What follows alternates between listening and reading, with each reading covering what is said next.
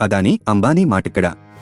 రాహుల్ గాంధీని ప్రశ్నించిన ప్రధాని నరేంద్ర మోదీ కాంగ్రెస్ పార్టీ తీరును ప్రధాని మోదీ సూటిగా ప్రశ్నించారు.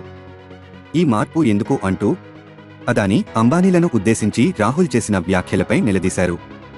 ఏమన్నారో తెలుసుకుందాం. తెలంగాణలో ఎన్నికల ప్రచారానికి వచ్చిన ప్రధానమంత్రి నరేంద్ర మోదీ కరీంనగర్ బహిరంగ సభలో కాంగ్రెస్ నేత రాహుల్ గాంధీని ప్రశ్నించారు. 5 ఏళ్ల కిందట రాఫెల్ యుద్ధ విమానాలపై విమర్శలు చేసిన రాహుల్ వాటి కొనుగోళ్లలో స్కామ్ లేదని తేలడంతో కొత్త జపం అందుకున్నారని మోదీ విమర్శించారు. 5 ఏళ్లుగా అదే పనిగా పారిశ్రామికవేత్తలైన అంబానీ, అదానీలపై విమర్శలు చేస్తూ వచ్చిన రాహుల్ తీరా ఎన్నికల ప్రకటన రాగానే ఎందుకు సైలెంట్ అయిపోయారని ప్రశ్నించారు. ఇప్పుడు అదానీ, అంబానీలపై విమర్శలు ఎందుకు చెయ్యట్లేదని నిలదీశారు. ఏం మతలబు జరిగింది అని ప్రశ్నించిన మోదీ కాంగ్రెస్ పార్టీకి వారికి మధ్య ఎలాంటి లావాదేవీలు జరిగాయో చెప్పాలన్నారు. తెలంగాణ గడ్డ నుంచి అడుగుతున్నాన్న మోదీ తెలంగాణ ప్రజలు దీన్ని అర్థం చేసుకోవాలి అన్నారు.